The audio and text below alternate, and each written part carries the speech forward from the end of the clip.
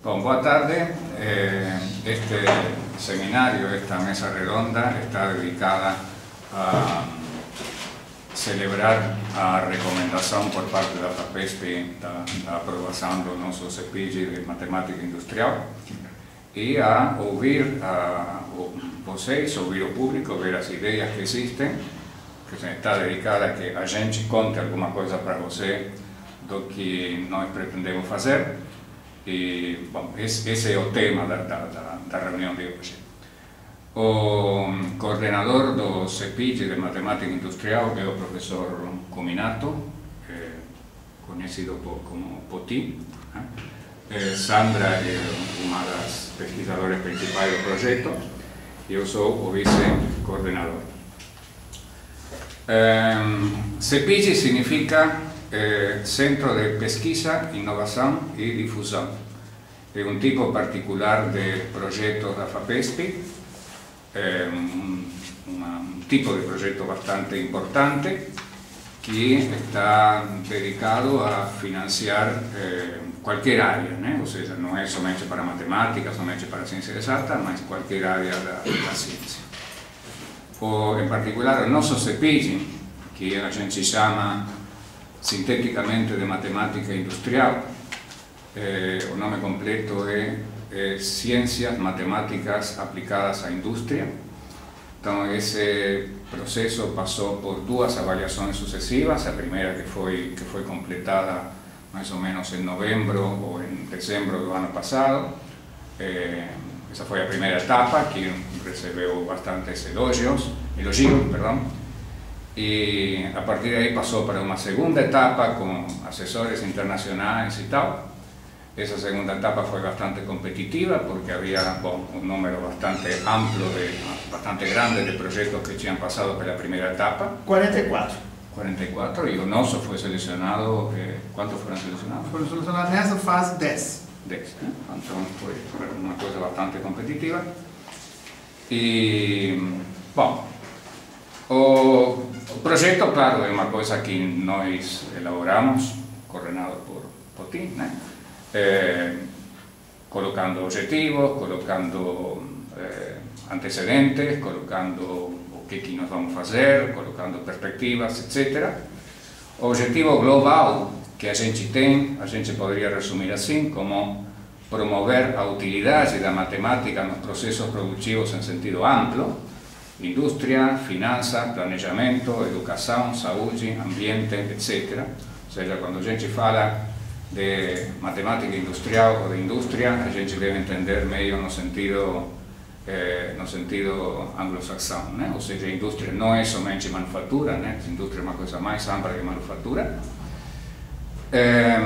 A gente pretende, como objetivo amplo, fechar o hiato existente entre produção acadêmica e implementação prática, né? Uma coisa que se fala muito, que a gente ouve todos os dias na imprensa, que nas revistas tipo Ciência Hoje, FAPESP, etc. e tal, é como o Brasil vem se desenvolvendo de maneira bastante razoável do ponto de vista de produção científica, no sentido de produção de artigos, né? Como nesse sentido cresceu bastante, mas como em outros aspectos, digamos, essa produção científica não está chegando a ter um impacto, né? A ter um impacto na atividade, no resto das atividades do país, na atividade econômica, enfim, naquelas coisas com quais a pessoa vive, né? No contexto institucional, bom, repito que este é um projeto financiado pela FAPESP e julgado pela FAPESP com critérios acadêmicos rigorosos. Se trata de promover matemática profunda e relevante, apesar de que a gente sabe, né, que a maioria dos problemas que existem na vida econômica, no processo produtivo, etc., não precisam de matemática profunda e relevante, né, que muitas coisas, muitos problemas muito importantes são resolvidos com bom senso, com honestidade e qualidades parecidas, mas enfim, nossa praia é a matemática, então o que nós pretendemos promover é matemática profunda e relevante, Como que tudo isso se faz? Bom, eu em grande medida não sei, mas Poti sabe, e ele vai explicar para vocês. Tá bom. Entretanto, eu seria capaz de dizer algumas coisas que não podem deixar de ser feitas. A primeira é que, dado o contexto institucional no qual o projeto se encontra, a gente deve apontar a produção científica do melhor nível possível na área de matemática aplicada. Isso significa que não se trata de abrir mão de publicar em revistas, etc. Se trata de também publicar em revistas da melhor qualidade possível, tanto de matemática como de as chamadas outras áreas.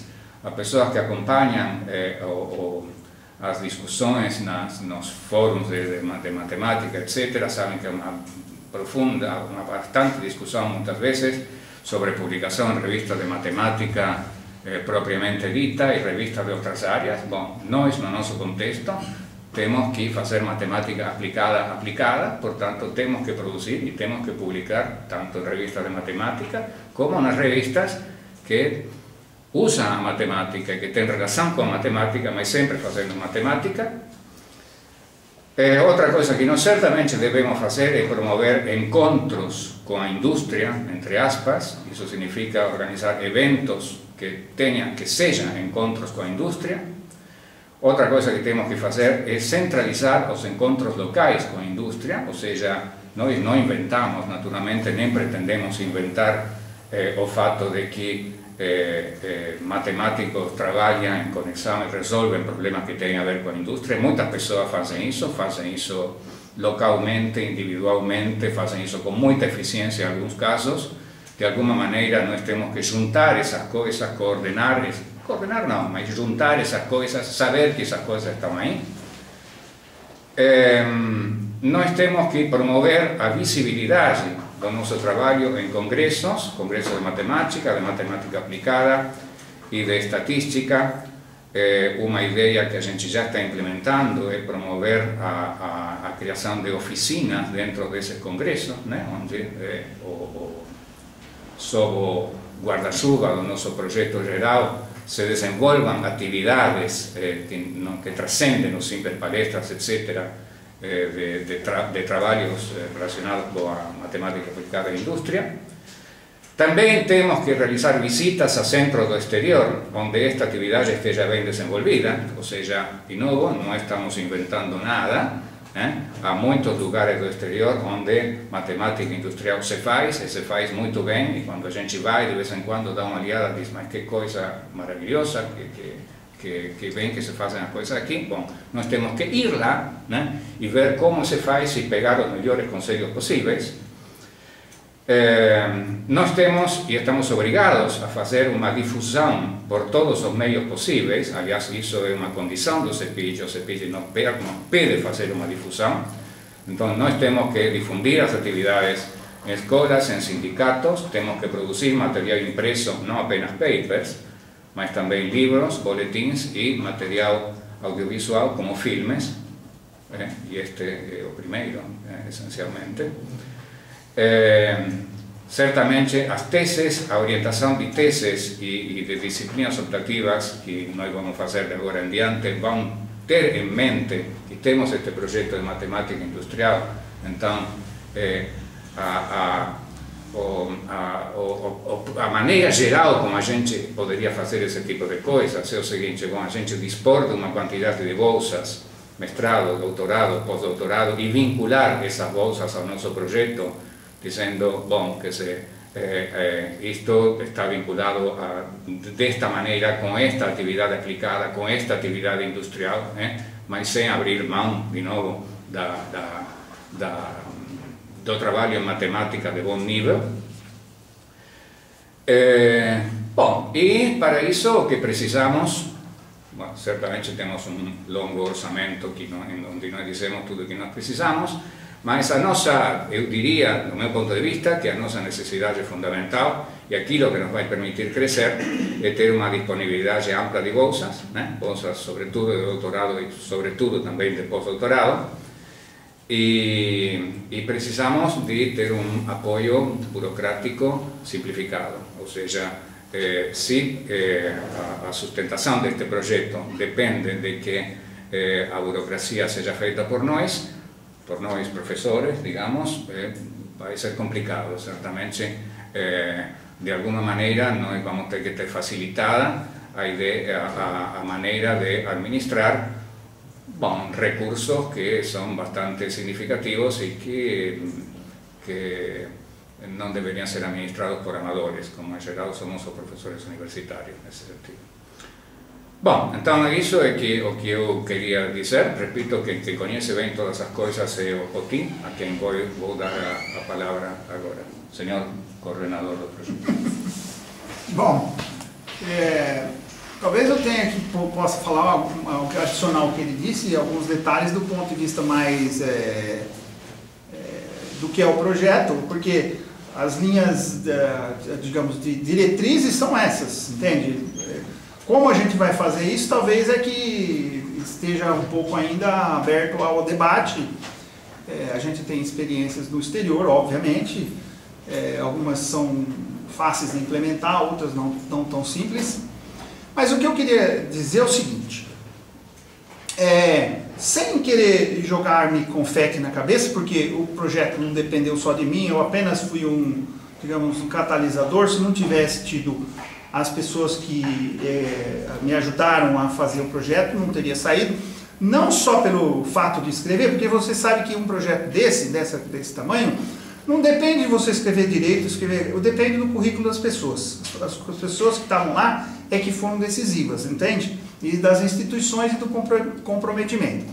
Então, a Unicamp com o IMEC, através do Martínez e do grupo aqui, foi fundamental para que o projeto fosse aprovado, assim como foi o CTA, e aí eu estou falando dos grupos que estão envolvidos. Então tem o grupo aqui de Campinas, o grupo do CTA, um grupo do CTA, o grupo da Universidade Federal de São Carlos, também do pessoal da otimização, mas lá acho que é um pouco diferente do que vocês aqui, né? Mais voltado para engenharia e produção, que é o professor Morado. O grupo tem mais dois grupos menores, de São José do Rio Preto e de Presidente Prudente, também na área de otimização. Além do grupo de São Paulo, lá do Ernesto. Do Júlio Klein, não é Klein, Stern, e da esposa do Ernesto. Eu estou falando mais das pessoas assim que tem muito mais gente envolvida, obviamente. São 15 pesquisadores principais, mais ou menos, não é? Esses pesquisadores principais são as pessoas, digamos, que eles vão contar, que foram contados para efeito de concessão do projeto. Como foi dito, esse projeto representa realmente uma mudança de paradigma. Nós estamos numa encruzilhada que tem hora que eu acordo à noite e penso, será que foi bom ou será que foi ruim? Porque é assim, é uma mudança de paradigma, porque nós tivemos uma chamada CEPID há 11 anos atrás, 15 projetos, 15 grupos existiram de CEPIDs, alguns com sucesso, outros não muito sucesso. Nessa primeira chamada, nenhum projeto de matemática foi aprovado, ou sequer foi submetido há 15 anos atrás, 11 anos atrás. Já nesta vez, 2 projetos foram apresentados, um nosso e um outro, e é a primeira vez, certamente, que um projeto de matemática como é que fala? Recomendado. Ainda não assinamos o contrato, não é definitivo ainda, mas nós pelo menos estamos sobrevivendo, digamos. Então, essa é uma responsabilidade muito grande, porque, veja, se a gente falhar, vai ser uma falha grande. Então nós temos que fazer com que isso aconteça. E fazer com que aconteça, como vocês viram, não é muito trivial, porque nossa tarefa não é produzir publicações e produzir papers. Isso é uma das tarefas. O que nós prometemos é uma tentativa de integração do que se produz, do melhor que se produz em matemática aplicada, mas com que isso vire vire um produto, talvez seja uma frase muito forte, mas que a gente tenha uma proximidade do setor produtivo, que a gente se aproxime do setor produtivo muito mais do que fazemos hoje. Isso acontece na maioria dos países envolvidos. No Brasil, infelizmente, a matemática tem tido apesar do crescimento, da importância, mas ela foi muito reforçado o lado acadêmico. Não que isso seja... nós não queremos... eu gostaria que vocês entendessem assim, eu não quero negar o que está aí. O objetivo do nosso projeto é adicionar o que está aí. Né? Negar o que está aí é bobagem, porque produzir ciência de qualidade é importante. Nós não queremos nos tornar um grupo de fazer coisinhas. Né? Nós queremos que as coisas que sejam feitas tenham aplicações ou sejam levadas à aplicação. E isso, como todos nós sabemos, não é muito trivial.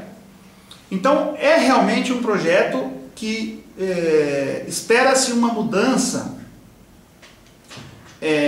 Se ele tiver sucesso, espera-se uma mudança de paradigma de como a matemática aplicada é feita.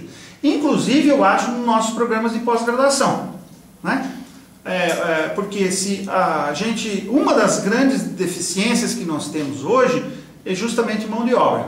Então, se hoje a gente precisasse, vamos dizer que a Unicamp e a USP nos desse toda a chance de contratar pessoas que têm essa característica, se a gente não for buscar no exterior, aqui nós não achamos. Porque nossos alunos são formados academicamente sem esse viés, ou a maioria dos nossos alunos. Toda vez que a gente generaliza é bobagem, né? Mas a maioria da ênfase nossa, mesmo em matemática aplicada, do seu programa aqui, no nosso programa de São Carlos, no programa da USP São Paulo, no programa do sei lá de onde, a ênfase é ainda acadêmica, sem essa viés para aplicação prática.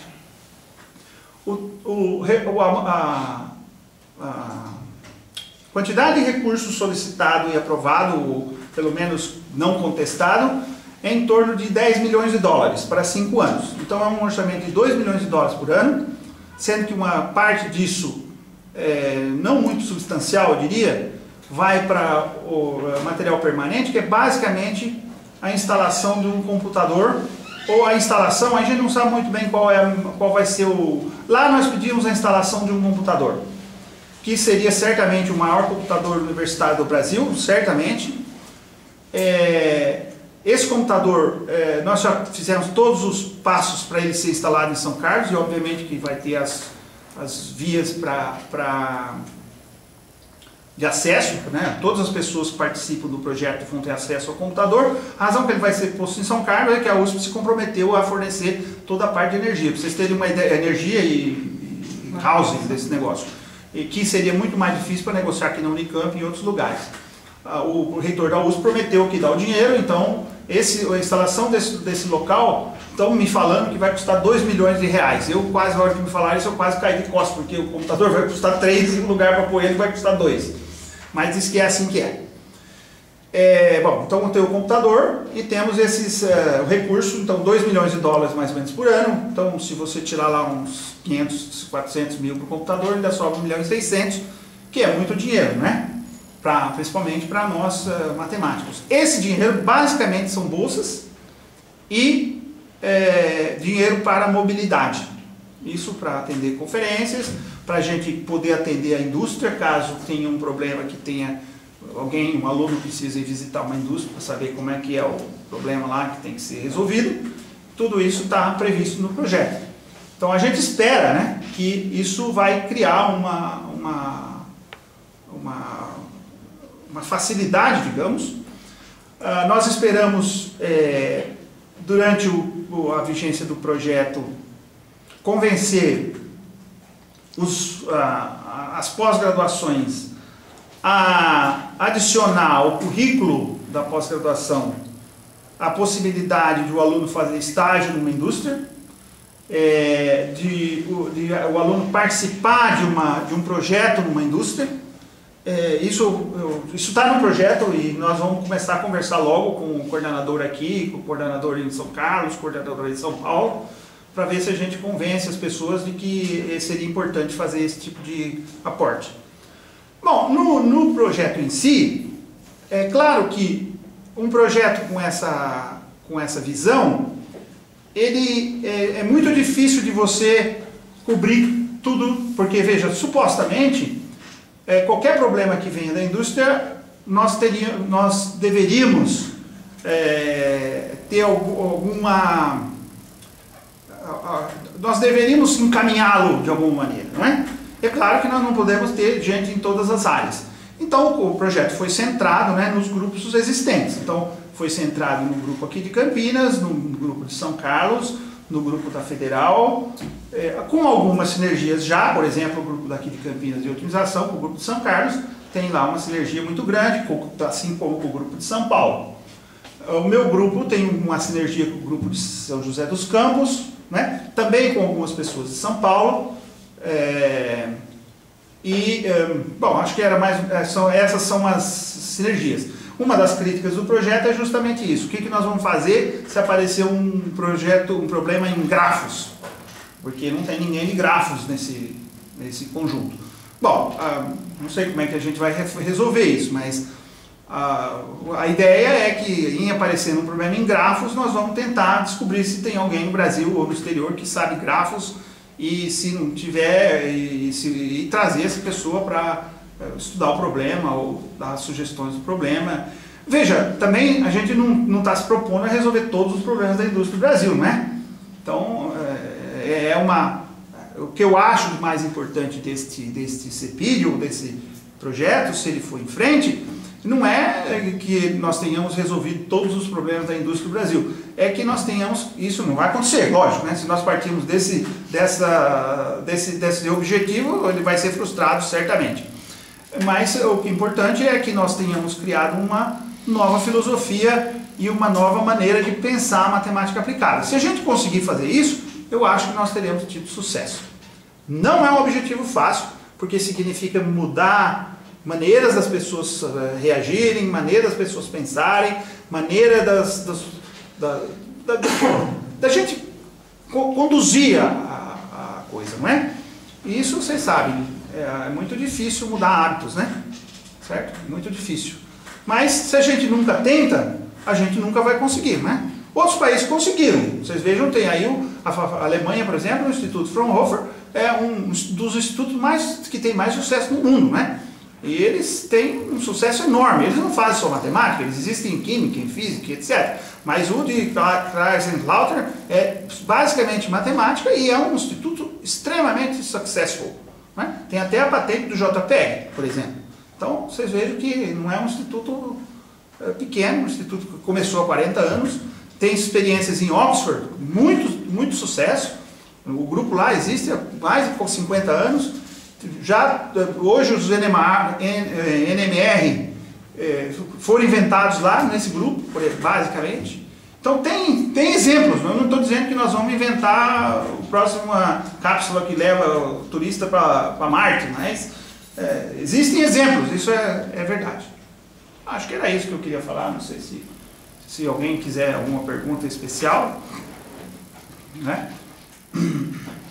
Bom, antes de abrir para a pergunta, vamos dar a palavra a Sandra. Boa tarde, é um prazer.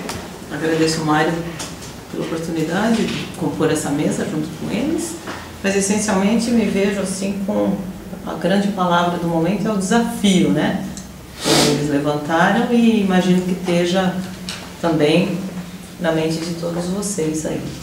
Então acho que essa ideia de agregar e ganhar visibilidade para a matemática aplicada realmente é bastante motivadora para que a gente invista nesse projeto, embora a gente naturalmente tenha receios pessoais ou do grupo, mas acho que é exatamente por isso que a gente está aqui, para conversar. Então, mais que nada, eu gostaria de ouvir vocês. Obrigada. Ok, então, depois desta meia hora, estamos abertos a perguntas e comentários e ideias, né? Sobretudo ideias que possam vir plateia. Por favor. Os grupos, já existem alguns trabalhos com empresas, né? Sempre, não é zero, certo?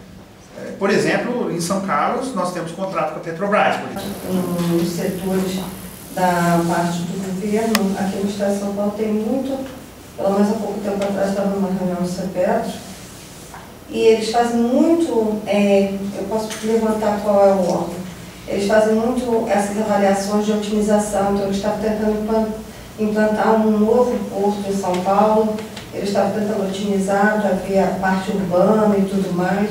Talvez isso seja interessante também, de só empresas. Não, veja, o Martins pôs isso muito bem, indústria no sentido anglo-saxão. É verdade, tá certo. Quando a gente diz indústria aqui, é o setor produtivo. Eu gosto mais dessa palavra, apesar que alguém me falou que não é uma palavra muito boa. Mas, claro, órgãos do governo serão muito bem-vindos, sem dúvida.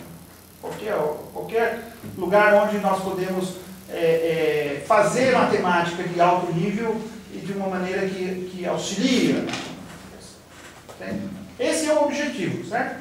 Como disse, não tenho ilusão de que seja simples. Certo? É um objetivo. Pois não. Acho que a minha pergunta é como é que a gente realmente poderia fazer a integração entre os grupos. A gente tem grupos de diferentes expertise dentro. Eu, particularmente, faço parte do grupo da estatística. Acho que quem deveria dar mais informação sobre isso são os seus líderes do grupo, como o Losada Neto e o João Esteban. Eu sou apenas o pesquisador principal desse projeto, mas acho que a interação entre os grupos é importante, porque os problemas que chegam à indústria, a estatística, nesse caso, pode ajudar pela essência da estatística em si só, ela é motivada pelos problemas reais, e ela vive essencialmente e só progride porque os problemas reais são cada vez mais complexos e a gente tem que inventar cada vez novas técnicas, novas metodologias, e aí é que aparecem os teoremas.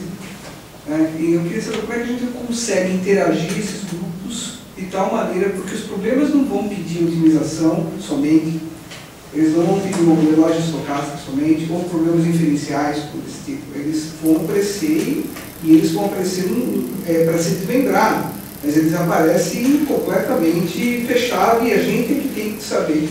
E não adianta, se não houver interação, o problema, pela minha experiência, o problema real não é resolvido. O estatístico por si só, uma hora ele é matemático, uma hora ele é computeiro, uma hora ele é só analista de dados, é assim que a gente aprendeu a lidar, certo? Mas a gente tem grupos fortes aqui dentro, e esses grupos fortes, como é que eles poderiam se interagir? Vamos falar? Claro que eu não tenho uma resposta para ele, não. Mas é evidente que nós vamos fazer encontros, vamos fazer pequenos grupos, vamos fazer reuniões como esta, e aí a interação deve surgir, acho eu, mais ou menos naturalmente, um ambiente de confiança científica. Não me parece que exista outra possibilidade. Quando você tem pela frente um problema de resolver algo que envolve diferentes capacidades, etc., esse objetivo final não é simplesmente escrever um paper em sua área específica de atuação, bom, é conveniente para todo mundo colaborar. Se isso é fácil ou não é fácil, não sei. Eu, sinceramente, acho que é muito mais difícil se relacionar com a chamada indústria, né? Eu acho, para mim, isso é complicadíssimo. Se relacionar entre nós, bom, diria que temos que conseguir. Aí, se não conseguirmos, é por incompetência nossa. Não, minha pergunta é, nessa interação, Mário, eu entendo isso, claro, exatamente. Mas como é que os grupos têm conhecimento das expertises dos outros? Acho que teria que ter alguma coisa, workshops na qual... Sim, exatamente. Esse vai ser um dos primeiros. Claro. Nós vamos efetivamente... Isso, claro. Né? Esse vai ser, a hora que nós assinarmos o contrato, nós vamos, claro, porque até não assinar o contrato eu não posso fazer nada porque não tenho dinheiro, certo? E para tudo precisa de dinheiro, infelizmente. Um dos primeiros encontros vai ser esse, sem dúvida. Certo? Aliás, um dos primeiros vai ser dos pesquisadores principais para nós tomarmos algumas diretrizes, certo? Mas o segundo será certamente um encontro dos grupos, de todos os grupos. Quer dizer, uma coisa que eu talvez acho que você não vai me corrigir porque eu venho de uma conversa que eu tive com você recentemente, é o seguinte, de fato o que está fixo institucionalmente no projeto são os pesquisadores principais, né? Os pesquisadores associados é uma coisa que entram e saem, né? Ou seja, qualquer um de vocês pode formar parte do projeto, né? Então, correto? Claro. Então, Os colaboradores, os colaboradores, chama pesquisador associado. Os associados. Os associados todos podem mudar. Houve um primeiro momento, foram colocados lá, simplesmente bom, porque tem que aparecer uma imagem de quem está aí, mas isso muda, evidentemente tem que mudar, né? Um projeto com uma duração de vários anos, evidentemente não vai permanecer com os mesmos colaboradores o tempo todo, com os mesmos associados o tempo todo. Isso é uma coisa que eu esqueci de falar. O projeto, ele é por 5 anos, ele vai ser avaliado daqui 3 anos, eles estão falando de 2 agora. Ele vai ter uma primeira avaliação então daqui 2 anos. Nessa avaliação de 2 anos, ele vai ser decidido se ele for decidido que não é satisfatório nesse momento, ele ainda vai continuar até 5 anos, mas nos últimos 3 anos ele vai ter um monte de restrições. Certo? Em ele sendo aprovado, digamos, para passar por 5 anos, quando chegar nos 5 anos ele será novamente avaliado e nós podemos pedir uma extensão por mais 3. Então vai para 8 anos. Quando chegar nos 8 anos, ele vai novamente ser avaliado e nós podemos pedir uma extensão por mais 3. Então, nós estamos falando de um projeto de 11 anos, se tudo funcionar. Certo? Provavelmente, eu e o Mário aqui não vão dar de bengalinha. Não, você não. Não sei não. Não é?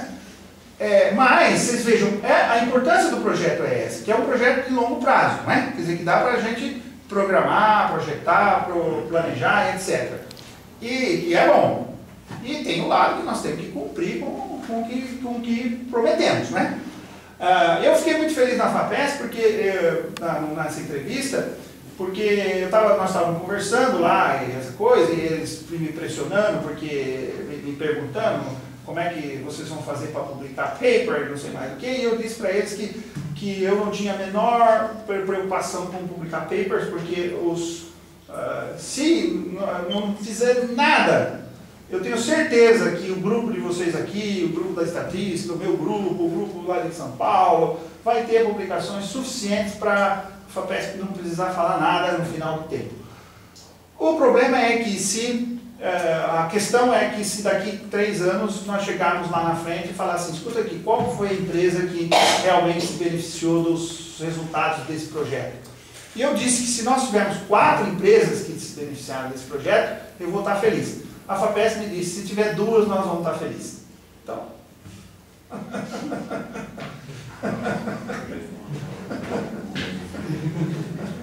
Então eu acho que nós não temos um hurdle muito alto para pular. Não, isso que eu falava, né, do contexto institucional, né? Nós vamos ser julgados pela FAPESP, como parâmetro da FAPESP, né? Ou seja, não vamos ser julgados pelo Ministério do Planejamento, né? Vamos ser julgados pela FAPESP. Então, isso tem que estar sempre na nossa cabeça. Eu tenho uma pergunta, na verdade é uma curiosidade. Bom, antes gostaria de parabenizar toda a equipe, né? Pelo que eu entendi, é a primeira vez que um projeto desse porte na área de matemática é aprovado. É isso? Isso é certo. Então, todos parabéns. E como a Sandra falou, é um desafio gigantesco. E a curiosidade minha é a seguinte, como já existe a matemática aplicada no Brasil há um certo tempo, por que é tão difícil fazer isso aí, nas palavras do Martinho, no começo falta esse ato?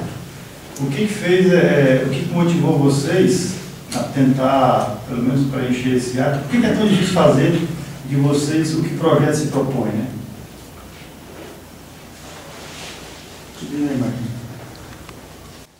Eu tenho mais, pô. Não, então dá a sua, porque não, você veja. Só para completar, porque o profissional já formado, conversar com outro profissional da empresa, talvez esteja relacionado com a falta de mistura que existe na universidade entre as pós-graduações, né? Isso foi até mencionado em implicações aí na pós-graduação. Não se tem, bom, pelo menos eu desconheço, eu sou professor aqui mais ou menos há pouco tempo, uma integração forte entre as pós-graduações da universidade. Por exemplo, um cara da química, da biologia, não estuda aqui no IMEC, ou então o contrário da engenharia, nem entre as engenharias, né? Então aí já nasce essas 10 ou 11 projetos, enfim. E se algum deles, não sei se tu tens esse conhecimento, tem mais ou menos esse perfil de ir na indústria, enfim, e como que isso funcionou. E o segundo era em relação a essa questão do estágio para os alunos. Eu lembro que ano passado lá na USP, quando teve aquele workshop, né? O ano passado. Isso, de matemática industrial. Eu acho que o professor era da Alemanha e ele falou mais ou menos, mas eu não lembro se podia ressaltar como que funciona esse estágio, porque eu acho que a ideia seria emular o que desses institutos, como em Oxford, na Alemanha, que tu falaste, fazem. Como que isso funcionaria do ponto de vista prático? Não sei se isso pode ser muito na frente, enfim, até porque essa argumentação vai ser usada para que os programas de pós-graduação incentivem e deem créditos, por exemplo, para um estágio desse. Eu acho que esse seria o objetivo. Você citou que em vários países já tem essa tradição de a indústria ter essa tradição de pesquisa na indústria. Será que não seria interessante, talvez, multinacionais que estão instaladas aqui, que às vezes já têm essa tradição em indústria em outros países, será que elas não seriam importantes, às vezes, no estabelecimento desse tipo de pesquisa aqui no país, já que é pouco desenvolvido? Eu acho que seria.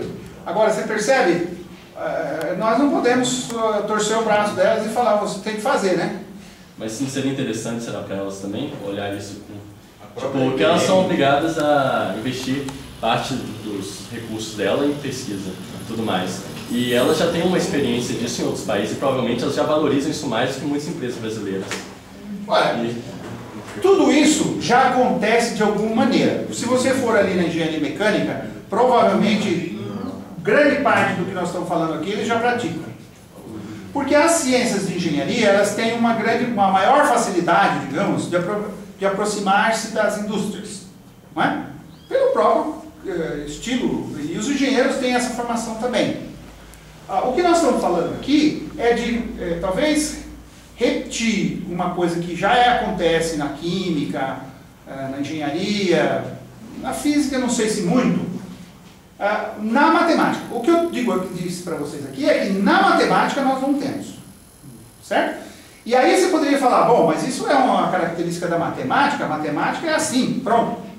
Bom, aí eu te argumento, não é assim porque em outros países não é assim, certo? Então não é uma sentença de morte que matemático tem que ser acadêmico.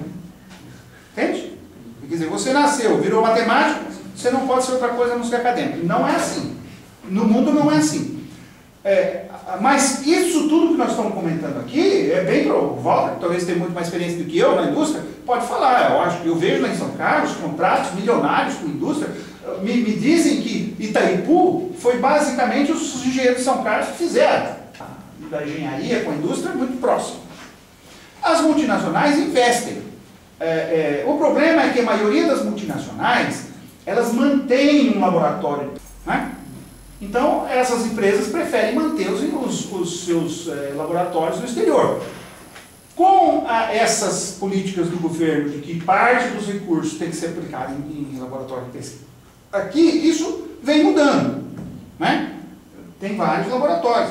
Agora mesmo, nesse momento, com o advento do pré-sal, lá no Rio de Janeiro, teve várias, a GE formou um laboratório lá, essa empresa aí que eu nunca sei falar o nome direito, a própria British Gas, né? Que eu não sei o que agora tem um outro nome, mas está formando um laboratório lá, investindo milhões. A IBM está fazendo um laboratório no Rio de Janeiro, em Santos, né? Por exigência do pré-sal. Então, vocês vejam, eu acho que nós passamos por um momento muito, muito auspicioso do ponto de vista de emplacar essa ideia. Tanto é que eu não tenho dúvida que a razão por que o nosso CPID foi, qual que é a palavra, né? Recomendado, tem a ver com essa nova filosofia. Eu não sei como vocês vão fazer isso na prática, mas divulgação. Sabe, porque o cara da empresa, ele quer saber o tipo de uma matriz, como é que faz, o cara não sabe direito o que é uma matriz ortogonal, mas ele sabe o que ele quer. E ele vem me perguntar uma coisa dessa, sabe? E você tem que dar resposta. Agora, se ele não conhece o grupo, sabe? Ele fica meio preso, ele vai, sabe, lá nos papers e olha, e tenta fazer alguma coisa parecida. Você vê que ele consegue fazer coisas muito parecidas na geofísica. E até conseguir alguém mostrar que aquilo tem, sabe, uma base matemática e tudo mais. Então, acho que uma divulgação maior, sabe, uma divulgação ampla, isso. Eu sei que não vai ser... Nós temos um coordenador de difusão e o que mais? Educação e difusão. Nesse sentido, o CEPIG contempla Contempla. isso. Nós vamos ser cobrados por isso, né? Ou seja, qualquer iniciativa de divulgação é bem-vinda. Olha, eu já acabei. Eu tenho que ir embora, eu não estou mais a paciência de vocês. O problema é o seguinte, patentes. Suponha que a gente tenha sucesso e desenvolva uma técnica ou tecnologia, não necessariamente um produto, mas a tecnologia e isso vira uma patente. Eu vou me atrever a dar uma sugestão, e eu considero esse atrevimento, primeiro que eu cheguei atrasado, então talvez já tenha sido discutido, né? E outro porque, enfim, todo mundo me conhece, eu sou ortogonal ao grupo e aos interesses envolvidos. A sugestão é a seguinte, eu acho que isso funciona como incentivo. Aqui, de alguma maneira, o CEPIG patrocine prêmios. Então, prêmio para a melhor tese, pelos critérios que vocês quiserem, aplicação, pertinência no tecido industrial, o que vocês quiserem. Melhor tese, melhor paper, tudo mais. Esse prêmio, ele deve ser divulgado com pompa, num grande convescote que você convida também os empresários. E se esse prêmio envolver uma soma em dinheiro para o interessado, melhor ainda, porque isso vai motivar estudante, orientador a perseguir algum tipo de problema. Vamos dizer assim, os empresários, a parte produtiva da sociedade vai se interessar por alguma coisa que recebeu o selo de garantia de um grupo enfim, importante, consolidado. Então, a sugestão é que se institui prêmio, enfim, prêmios, né? O melhor trabalho de iniciação, o melhor doutorado, o melhor paper publicado no Journal of Optimization, coisas assim. Isso eu acho que funciona, eu já vi funcionar em outros lugares. Pode ser uma bolsa. É uma boa sugestão. Sem dúvida. Muito bom. Você deu a melhor sugestão. O prêmio pode ser uma bolsa assim. Eu sou ortogonal, mas você. Pero no mucho. Voltando a essa questão de patente, Leandro. eu lembro que no ano passado veio uma menina da Inova, que é aqui do Montana, e falou muito tempo sobre patentes. Parece que existe um conflito entre patente e publicação. Existe o quê? Conflito entre patente e publicação Você de artigos acadêmicos. É verdade. Se você publica, você não virou público. Pô, não pode mais. Não é que você transfere, pelo menos o que eu tenho que assinar é transferência de copyright lá dentro. E o software que dá suporte àquilo, ele se torna público. Mas eu, por exemplo, só entrego a pull request. Mas isso é um padrão da estatística. Os estatísticos entregam o software assim, mas só se a pessoa interessada exigir, mas não entrega para a revista. Mas a transferência de copyright é passada para a revista. Então você publicou, a hora que você assina aquele documento, você transfere o copyright para... Então qualquer pessoa que lê aquele artigo pode desenvolver em cima daquele que foi publicado. E aí alguém pode, inclusive, patentear alguma coisa em cima daquilo.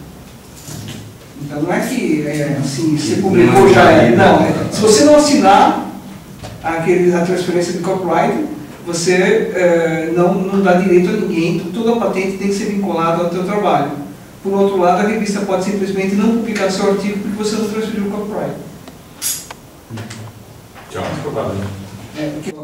Não, mas se alguém publicar na Nature, mas de acordo com... Não, às vezes parece que sim, que se você publicar na Nature não vale, né? De acordo com o que alguma pessoa pensa. Alguém pode falar. Sim, alguém pode falar, não tem teorema na Nature, sei lá, então não vale, não sei.